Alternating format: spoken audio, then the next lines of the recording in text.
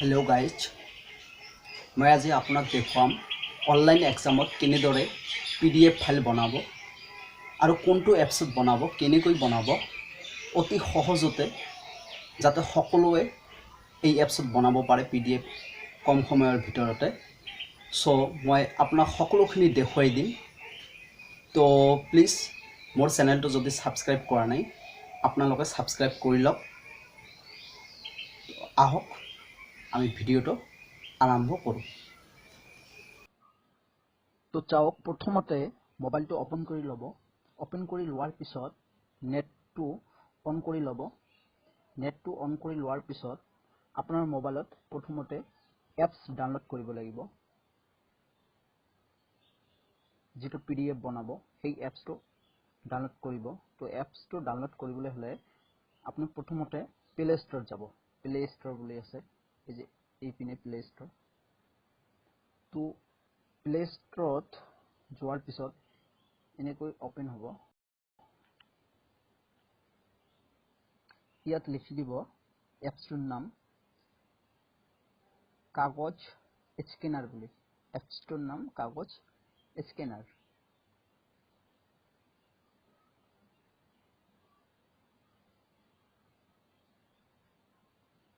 So আহিলে কাগজ scanner এপছটো এইটো এপছ হয়। তো এপছটো মোৰ তাতে ডাউনলোড কৰা আছে কাৰণে মোৰ ইয়াতে ওপেন বুলি দেখুৱাইছে। তো আপোনাৰ তাতে ইনষ্টল বুলি দেখাব আৰু বা ডাউনলোড বুলি দেখাব। তাত ক্লিক কৰি ডাউনলোড কৰি ল'ব।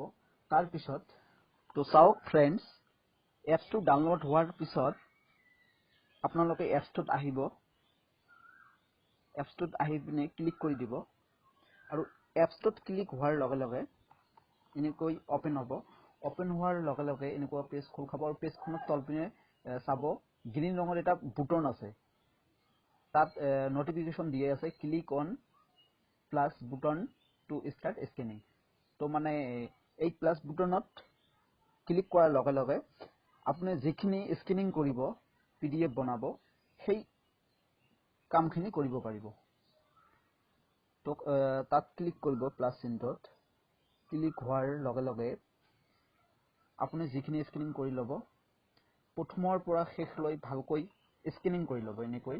আৰু যদি ইন্ডাৰ হৈছে তাৰ ওপৰপিনে চাব মোবাইলটোৰ ফ্লাশ জ্বলাব পাৰিব। ইন্ডাৰখিনি পোহৰ হৈ যাব। তো এনেকৈ স্ক্যানিং কৰি ল'ব। তাৰ পিছত কেমেৰাত মাৰি দিব হৈ গল। তাৰ পিছত এনেকৈ প্ৰথমৰ পৰা শেষলৈকে খাৰি পাতি লৈ ল'ব। তো এতিয়া পেজ 2 এইখন স্ক্যানিং কৰি ল'ব।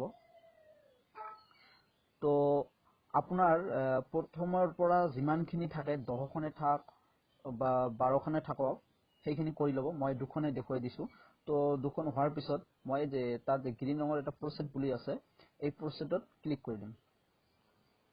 প্ৰসেসত ক্লিক হোৱাৰ লগে লগে আহিব যে গ্ৰুপ কেনেকৈ কৰে। গ্ৰুপ কৰিব পাৰিব। ইয়াত যে যেনেকৈ ব্যাকগ্ৰাউণ্ড যিখিনি দৰকাৰ নাই সেইখিনি কাটি দিব পাৰে। তাৰ পিছত নেক্সট মাৰিব। তাৰ পিছত পেজ নং 2 আহিব। এনেকৈ যিমানখিনি পেজ কৰিব প্ৰথমৰ পৰা শেষলৈকে আহি থাকিব। তাৰ পিছত এনেকৈ গ্ৰুপ কৰি লোৱাৰ পিছত নেক্সট মাৰি দিব। নেক্সট মাৰাৰ পিছত পেজখিনি কেনেকৈ কৰ পৰা কোনখিনি গ্ৰুপ কৰিলে সেইখিনি দেখুৱাই দিব। তাৰ পিছত ডান মাৰি দিব।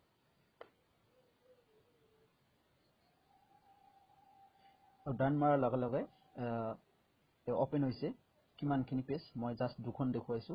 তো তাৰ পিছত ইপিনে যদি আৰু এড কৰিব বিচাৰে তো প্লাছত মাৰিব আৰু যদি হৈ গৈছে তো যেটো টিক মাৰ্ক আছে তো এইটোত ক্লিক কৰি দিব। তো ক্লিক হোৱাৰ লগে লগে হৈ গল PDF ফাইল হৈ গল। তো এতিয়া আৰু এনেকৈও কৰিব পাৰে যে প্ৰথমতে কেমেৰা কৰি লম। যিসকলে এপছত গৈ কৰিব নোৱাৰে অসুবিধা পায় তো প্ৰথমতে কেমেৰা কৰাৰ পিছত তাৰ পিছত এপছটোত যাব পাৰে। এই এপছটোত ওপেন কৰি ইয়াত আছে মাই ডকুমেন্টস বুলি আছে। তো মাই ডকুমেন্টস এইখিনি আছে আগৰ যিখিনি আছে। তো ইয়াত আছে মাই ফোল্ডাৰ্স নাম লিখিব পাৰে ফোল্ডাৰ বনাব পাৰে। তো আপুনি এই প্লাছত আহিব প্লাছত অহাৰ পিছত গ্যালাৰীত যাব গ্যালাৰীত গৈ পিনে যিখিনি আগতে ক্যামেৰা কৰিলো সেইখিনি এনেকৈ টিক কৰি ইম্পোৰ্ট মাৰি দিব তো ইম্পোৰ্ট মাৰাৰ লগে লগে এনেকৈ আহি যাব তো আগতে যেনেকুৱা ওপেন কৰি একে ৰাহে ক্যামেৰা কৰিছো তো এতিয়া ক্যামেৰা কৰিব নালাগে এনেকৈ আহি যাব তাৰ পিছত প্ৰসেস কৰি দিব তাৰ পিছত সেম প্ৰসেস হয় এনেকৈ ক্ৰপ কৰাৰ পিছত যেখিনি কৰিলে দেখুৱাব তাৰ পিছত ডান মাৰি দিলে পিডিএফ টো হৈ যাব তো পিডিএফ এনেকৈ হয় আৰু যদি পিছত ধৰা পিডিএফ টো যে বনাইছে ধৰা এইটো পিডিএফ তো ইয়াত মানে এখন ফটো তোলাই নাই তো সেইখন ইৰাই গৈছে তো এনেকুৱা কৰিব সেই পিডিএফ ফাইলটোত ক্লিক কৰাৰ পিছত প্লাছত মাৰি যিখন ইৰাই গৈছে সেইখন স্ক্যানিং কৰি প্ৰসেস কৰাৰ পিছত ক্ৰপ কৰাৰ পিছত নেক্সট মাৰিব আৰু নেক্সট মাৰাৰ পিছত ডান মাৰি দিব তাত এড হৈ যাব তো গাইস সকলোৱে হয়তো নিশ্চয় পাব ধন্যবাদ